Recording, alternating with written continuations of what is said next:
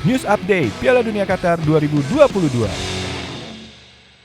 Kita akan ke informasi terkait dengan Piala Dunia Qatar, di mana matchday kedua grup B Piala Dunia 2022 akan menyajikan duel sengit antara Inggris berhadapan dengan Amerika Serikat. Tentunya duel antara The Three Lions dengan The Yanks tersebut akan berlangsung di Stadion Al Bayt Al Khor, Qatar pada Sabtu 26 November 2022 lalu pada pukul 2 dini hari nanti. Inggris arahan dari Gareth Southgate mengawali Piala Dunia 2022 dengan ciamik. Bukayo Saka dan kolega berhasil mengalahkan Iran dengan skor telak 6-2. Sementara Amerika Serikat ditahan imbang oleh tetangga Inggris yakni Wales dengan skor 1-1. Lalu bagaimana perjuangan kedua kesebelasan untuk lolos ke babak selanjutnya? Untuk membahasnya, kami sudah bergabung dengan pengamat sepak bola Roni Pangemanan yang sudah bergabung, atau kita sapa dengan sebutan Bung Ropan. Bung Ropan, salam olahraga dan juga salam sehat selalu. Kita terakhir kali ketemu di radio. Betul. Kayaknya kita terakhir kali ketemu sebelum match yang pertama ya, Qatar dan Ekuador ya. Saya mau nanya nih update sama Bung Ropan. Ini kan Jerman sudah kalah nih ya dengan Jepang, itu tanggapannya gimana? Ya, itu sesuatu yang bagi Jerman rugi ya, karena mereka harus ambil sebenarnya 3 poin lawan Jepang. Ya. Tapi kemudian mereka hilang di sini karena pertandingan berikut melawan Spanyol ini agak berat buat mereka, apalagi Spanyol menang 7-0 lawan Costa Rica. Betul. Jadi itu memang sangat disayangkan buat mereka karena mereka sempat unggul 1-0, tapi kemudian di 15 menit terakhir mereka harus kebobolan 2 kali. Saya pikir ini masalah bagi Jerman adalah stamina mereka yang menurun di babak kedua ya, karena mungkin cuaca berpengaruh buat mereka, dan juga pergantian pemain yang menurut saya agak salah dengan Gundogan cepat-cepat ditarik keluar, padahal dia adalah pemain yang bisa sangat bagus ya untuk bisa menstabilkan di lini tengah. Keseimbangan itu terjaga Jerman, tapi setelah dia keluar memang agak sulit lini tengah Jerman dengan hanya membiarkan Joshua Kimmich sendiri. Sementara Jepang pelatihnya bagus ya, mampu melihat keadaan celah untuk mengajak Jerman lari terus pemain di babak kedua, dan ini membuat mereka keletihan.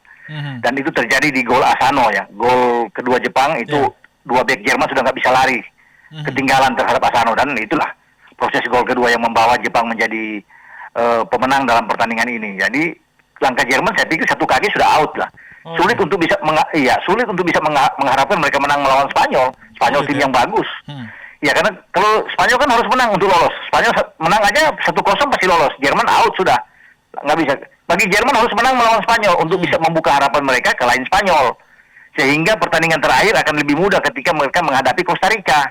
Artinya hitung-hitungannya di situ di grup E, gitu. Gitu Bang Rupanya. Nah, kita sekarang kembali lagi ke grup B, di mana kedua kesebelasan berbeda hasil. Rekor pertemuan kedua kesebelasan ini antara Amerika dan juga Inggris banyak 5 kali pertemuan. Terakhir rekor The Three Lions ini lebih baik dibandingkan The Yanks. Amerika hanya menang 1 kali, itu pun pada tahun 1950 ya.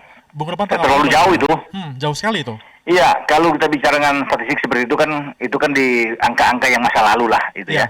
Yang kita harus bicara sekarang adalah kejadian saat ini. Di mana semua sudah berubah ya, keadaan baru. Inggris lagi bagus, kemarin menang 6-2 lawan Iran. Dan ini kesempatan buat pasukan Gareth Southgate. Artinya mereka menang aja 3 poin, 1-0 2-1 lawan Amerika, mereka sudah lolos dengan 6 poin. Dan pasti akan diburu. Melihat kedalaman skuad mereka ya, dari semua lini. Itu sulit bagi Amerika ya. Tapi kan dalam sepak bola semua bisa terjadi, bisa berlangsung. Karena Amerika juga memiliki pemain-pemain, dari nama-nama mereka ada Christian Pulisic yang bermain di Chelsea, ada Winston McKennie yang bermain di Juventus. Bagus-bagus, ada Timothy Weah di sana, Joe Sargent, ini pemain-pemain yang bisa menyulitkan bagi Inggris. Namun kalau melihat gaya main Inggris seperti lawan Iran, saya kira sulit ya bagi Amerika Serikat untuk menandingi Inggris, karena itu tadi Inggris punya pemain-pemain yang baik, terutama saya melihat adalah 2 pemain double pivot mereka, Jude Bellingham pemain muda dan Declan Rice. Ini yang menjadi keuntungan kekuatan Inggris ketika mengalahkan England. Boleh Bukayo Saka bisa membuat brace 2 gol di sana, Sterling bisa membuat gol, ya, kemudian ada Rashford, ada Grealish bisa membuat gol. Tetapi kan keran pertama yang dibuat itu Inggris bisa hidup itu karena Jude Bellingham yang membuat gol pertama. Kemudian bagaimana dia bisa bermain di tengah itu bagus sekali. Ini yang membuat Inggris itu sulit ditembus oleh pemain-pemain Iran karena keberadaan Bellingham dan Declan Rice. Mereka mengamankan sektor ini sehingga mempermudah juga bagi lini belakang Inggris untuk selalu mengantisipasi serangan lawan. Jadi Maguire walaupun akhirnya ditarik keluar diganti dengan Dyer, John Stones bermain dengan bagus, ya kemudian Luke Shaw di kiri, ini pemain-pemain yang oke, Trippier di kanan. Jadi saya pikir ini sebuah komponen yang lengkap lah bagi Inggris, ya, yang kuat. Jadi orang banyak tidak melihat bahwa selalu akan melihat bahwa Inggris itu kuat di depan dengan Saka dan kawan-kawan. Jangan. Kalau saya bisa melihat bahwa mereka punya kekuatan itu ada di dua nama tadi, Bellingham dan Declan Rice. Dan ini tidak akan tergantikan. Melawan Amerika, Declan Rice dan Jude Bellingham tetap akan dipakai oleh Southgate untuk bisa menjaga double pivot ini. Karena di sinilah kunci bagi Inggris. Kalau dua-duanya ini lemah, makanya kan kemarin tidak ditarik keluar. Itu. Sterling ditarik keluar, Harry Kane termasuk ditarik keluar, Bukayo Saka ditarik keluar oleh Southgate ya untuk terjadi pergantian. Tapi dua ini tetap dipertahankan karena dia tahu kalau dua-duanya tarik keluar berbahaya bagi Inggris. Begitu. Walaupun sebenarnya Amerika Serikat juga nggak bisa dianggap remeh karena kemarin waktu lawan Wales juga itu lumayan pertahanannya lumayan ini sekali ya. Bagus. Iya. Kalau nggak ada penalti mungkin nggak 1-1 itu gimana? Betul. Iya, karena kan itu kan mereka dapat di 7 menit terakhir penaltinya dari Gareth Bale. Iya. Mereka lebih dulu unggul dari Timothy Weah.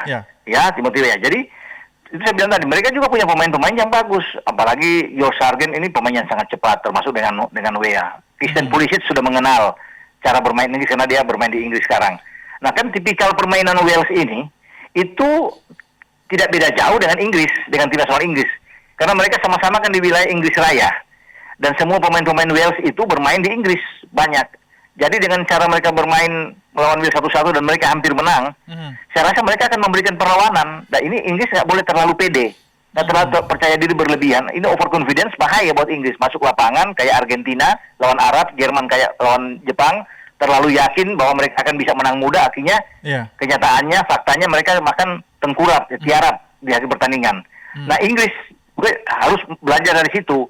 Dan Inggris tahu saya pikir setelah mereka melewati Iran, ini kesempatan buat mereka untuk bisa melenggang, bisa mendapatkan tiket 16 besar. Itu adalah melawan Amerika Serikat. Jangan sampai mereka kecolongan.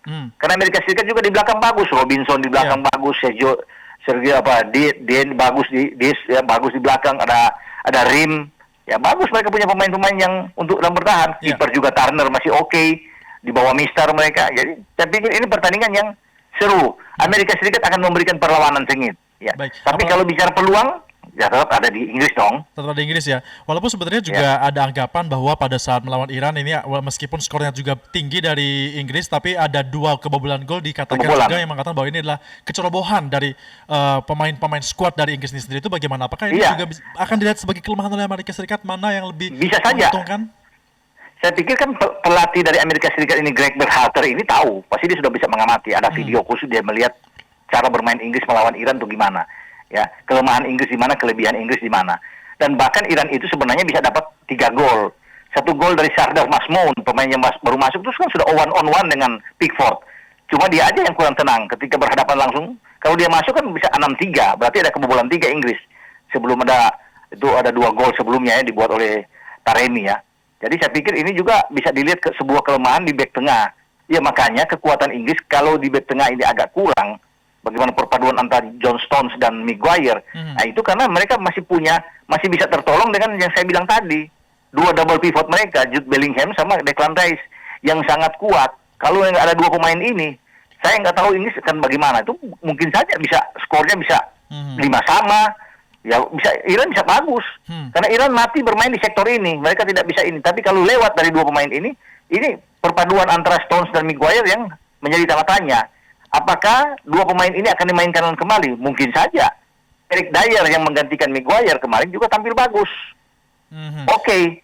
Ya, tapi semua tergantung dari Gareth Southgate. Kan dia lebih tahu. Apakah the winning team yang dia pakai melawan Iran itu kembali akan ditampilkan. Kalau dia yakin ya bahwa ini tim yang bagus ya, silakan. Tapi pasti ketika tidak jalan apa yang dia inginkan, ya apa yang diharapkan di lapangan, pasti akan ada rotasi, ada pergantian yang dia akan cepat ambil di sini. Begitu. Baik, walaupun sebenarnya juga Amerika Serikat dalam 4 kali pertandingan terakhir ini belum pernah menang juga ya, Bung Ropan ya?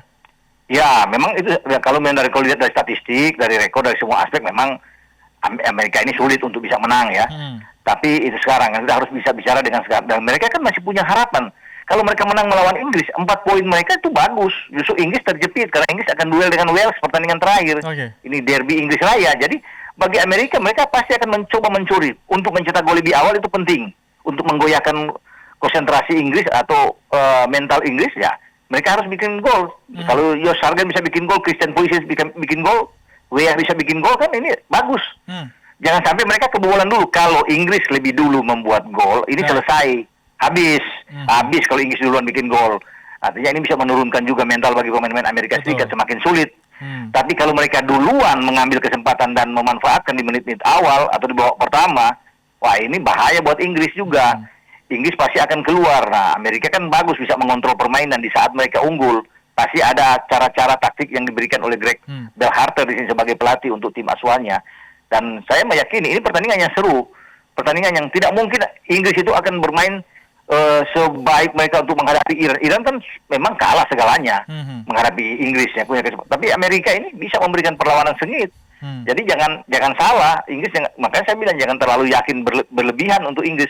Mereka pasti akan fokus dan Inggris pasti akan hati-hati juga karena kalau kecolongan itu yang saya bilang tadi bahaya buat posisi mereka untuk bisa terus mengejar ketinggalan. Saya pikir itu. Baik, Anda melihatnya bagaimana nih? Kira-kira apakah keduanya akan bermain terbuka atau nanti salah satu saja yang bisa mengendalikan serangan balik, Bang Ropan? Inggris yang pasti, sudah pasti Inggris dengan kedalaman skuad yang mewah mereka. Di semua lini mereka bagus, Inggris akan mengendalikan permainan, ball position mereka akan ambil, dan itu pasti Amerika tahu. Amerika sadar, Greg Berhalter itu sebagai pelatih, kalau mereka melayani Inggris untuk bermain terbuka, habis mereka. Selesai, Inggris punya pemain-pemain, Bukayo Saka di kanan sangat cepat, ya Sterling juga bagus, mereka punya predator, Harry Kane di depan, jadi ini yang berat buat mereka. Sebaiknya mereka itu menunggu, bukan bertahan total. Menunggu saja, tapi bermain disiplin di belakang. Seperti yang Jepang lakukan terhadap Jerman dan Arab lakukan terhadap Argentina. Arab kan bermain dengan disiplin, mungkin bermain dengan taktik 5-4-2. 5 belakang, kemudian 4 tengah, atau 5-4-1 maksudnya. Satu aja yang di depan.